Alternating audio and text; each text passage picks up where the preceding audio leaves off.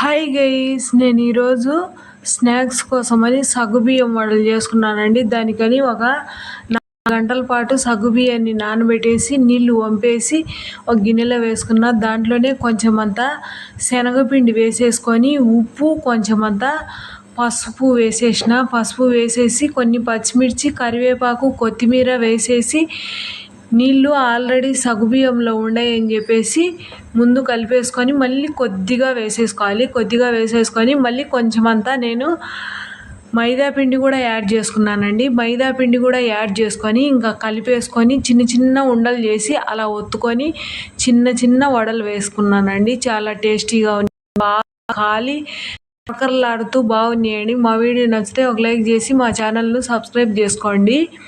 చూడండి, ఇలా ఒక పక్క కాల్చి రెండో పక్కకు కూడా తిప్పుకొని మళ్ళీ అవి తీసి పక్కన వేసేసుకోవడమేనండి. అన్నీ ఇలాగే కాల్చుకున్నా చాలా టేస్టీగా ఉన్నాయండి.